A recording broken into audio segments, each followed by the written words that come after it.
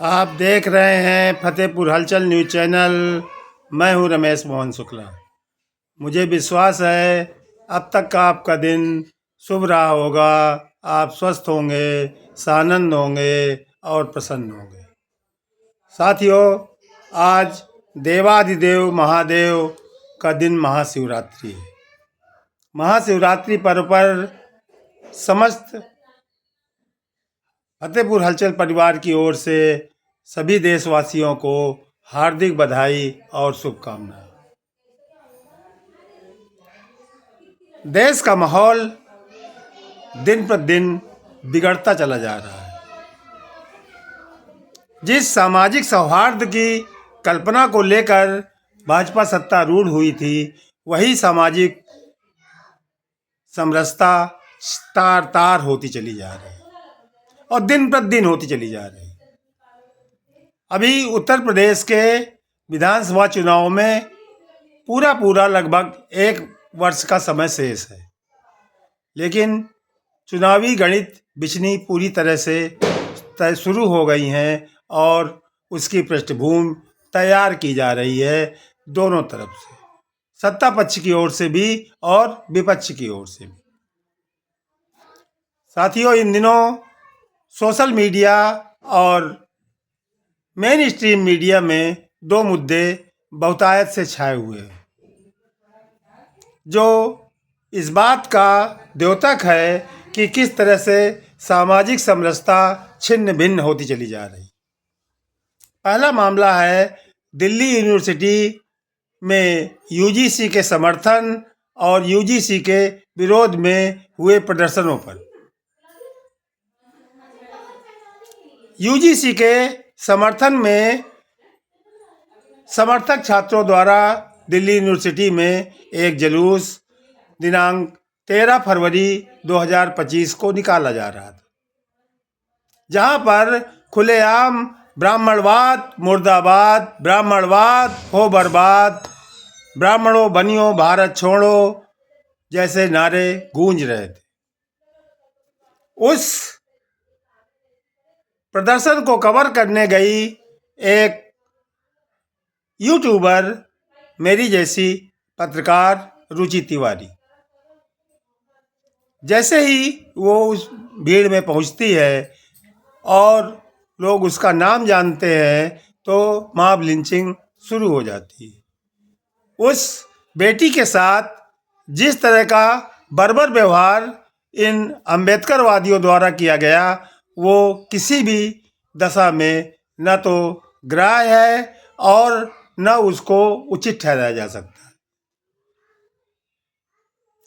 जो नहीं करना चाहिए था, जो उसने आकर के सोशल मीडिया में बयान दिए हैं, उसके हिसाब से उसके कपड़े फाड़े गए, उसके कपड़े उठाए गए, मॉब लिंचिंग की तैयारी की गई और उसका गला भी दबोचा गया। ये उस जगह पर हो रहा था, दिल्ली यूनिवर्सिटी, जो कि छात्रों को बुद्धि प्रदान करती है, विद्या प्रदान करती है और नैतिकता का बोध कराती है। इस कृत्य के विरोध में 14 तारीख को यूजीसी के विरोधियों द्वारा जबरदस्त प्रतिवाद किया गया और एक बड़ा प्रदर्शन किया गया, जहां पर नारे लग रहे थे, ब्राह्मणवाद जिंदाबाद, ब्राह्मणवाद जिंदाबाद। सवाल जिंदाबाद मुर्दाबाद का नहीं है। सवाल इस बात का उठता है साथियों कि ये वहां पर घट रहा था जहां पर केंद्र की सरकार स्वयं बैठी हुई है और उसकी नाक के नीचे इस तरह का तांडव चल रहा है। जो मोदी सरकार सबका साथ, सबका विश्वास, सबका विकास के नारे के साथ आई थी और जिसने ये नारा दिया था कि एक रहेंगे तो सेफ रहेंगे, उस सरकार के नाक के नीचे, उस दिल्ली पुलिस के सामने, जो दिल्ली पुलिस गृह मंत्री अमित शाह के नियंत्रणाधीन है, उसके सामने इस तरह के जात विरोधी और जात समर्थक नारे का लगना इस देश के लिए शुभ लक्षण तो कतई नहीं है। क्या करना चाहती है सरकार? जब पहले हिंदू मुस्लिम की बात की और जब हिंदुत्व का मुद्दा कमजोर देखा तो हिंदुओं को ही आपस में लड़ा करके अपनी राजनीतिक महत्वाकांक्षा को पूरा करने के लिए ये यूजीसी नामक बिल ले आई।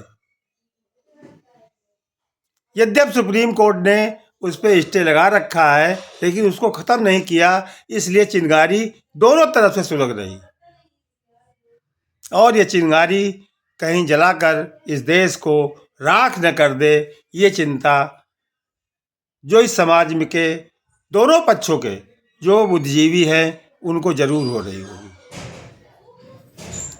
साथियों, दूसरा मुद्दा उत्तर प्रदेश से जुड़ा हुआ है।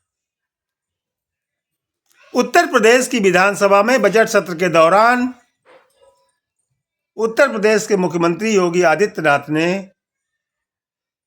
ज्योतिष पीठाधीश्वर जगत गुरु शंकराचार्य और मुक्तेश्वरानंद का मुद्दा फिर से गरमा दिया। वहां पर उन्होंने ये कहा कि हर कोई शंकराचार्य नहीं लिख सकता।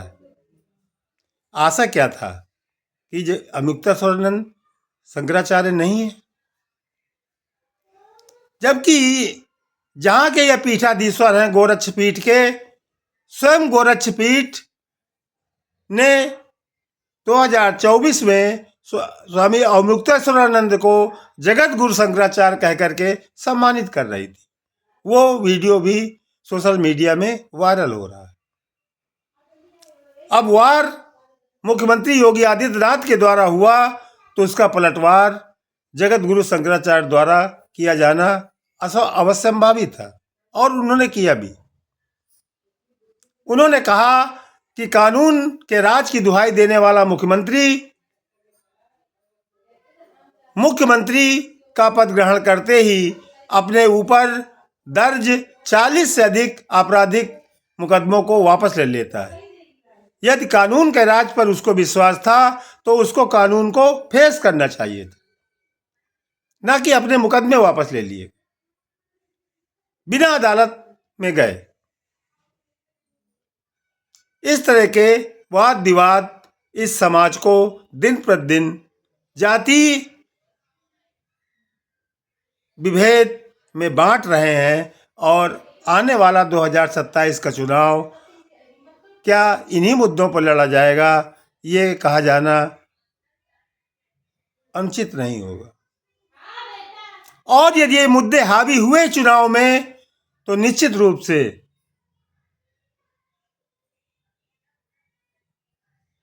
नफा चाहे जिसका हो, लेकिन नुकसान भाजपा का तय है।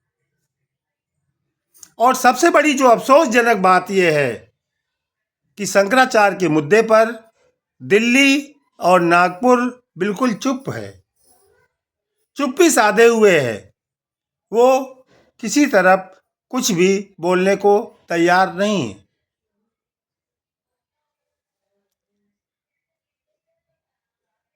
यदि यही स्थिति रही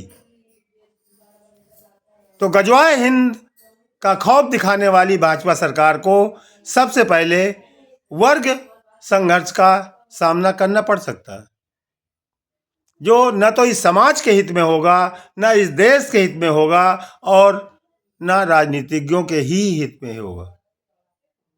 आप देख रहे हैं फतेहपुर हलचल न्यूज चैनल। मैं हूं रमेश मोहन शुक्ला। धन्यवाद। जय हिंद, जय भारत, जय संविधान।